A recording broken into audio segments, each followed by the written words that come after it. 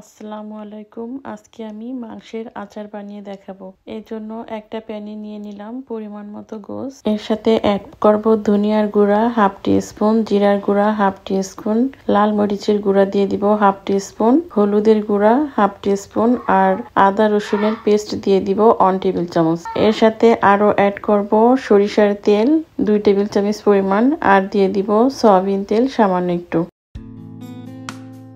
দিয়ে দিলাম পরিমাণ মতো লবণ। এখন সবগুলো উপকরণ আমি ভালোভাবে মিশিয়ে নিব আর গোশতগুলোকে ছোট টুকরো করে কাটতে হবে।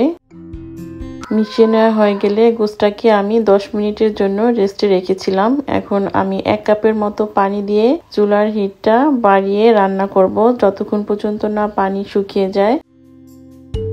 আমার গোছের পানিটা শুকিয়ে গেছে আর গোশতটাও সিদ্ধ হয়ে গেছে। এখন আমি গোশতটাকে একটা বলে নামিয়ে নিব। এখন একটা প্যানে দিয়ে দিব 2 টেবিল চামচ পরিমাণ পাঁচফোড়ন। এই পাঁচফোড়নটাকে আমি লো আঁচে ভেজে নিব।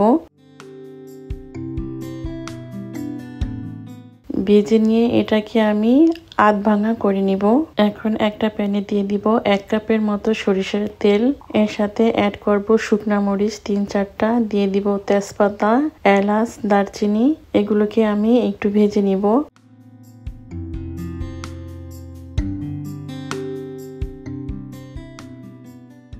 ভেজে নেওয়া হয়ে গেলে এর সাথে আমি দিয়ে দিব রসুন। এখানে 1 কাপ পরিমাণ আছে। রসুনটাকে আমি তেলের সাথে ভালো মতো ভেজে নিব। রসুনটা যখন একটু ভাজা হয়ে যাবে তখন এর সাথে অ্যাড করব রেড চিলি পাউডার হাফ টি স্পুন, ভাজা জিরার গুঁড়া হাফ টি স্পুন আর গরম মশলার গুঁড়ো দিয়ে দিব হাফ টি স্পুন। এর সাথে অ্যাড করব তেঁতুল 2 টেবিল চামচ পরিমাণ। তেঁতুলটা দিয়ে আমি 2-3 মিনিট তেলের সাথে কষিয়ে নিব। এখন আমি গোশতটা দিয়ে দিব। গোশতটাকে ভালো মতো আমি মিশিয়ে নিব।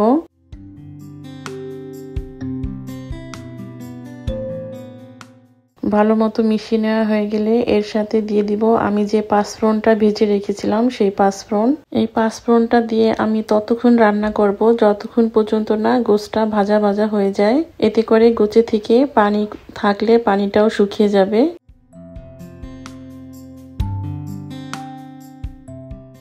দেখুন কতটা ইয়ামি লাগছে। আমার গোশতটা রেডি। এই গোশতটা আপনারা যে কোনো এয়ারটাইট বক্সে করে নরমাল ফ্রিজে 6 মান্থের জন্য সংরক্ষণ করতে পারবেন। আজকে এ পর্যন্তই। ফিরে আসবো আবার নতুন কোনো রেসিপি নিয়ে ইনশাল্লাহ।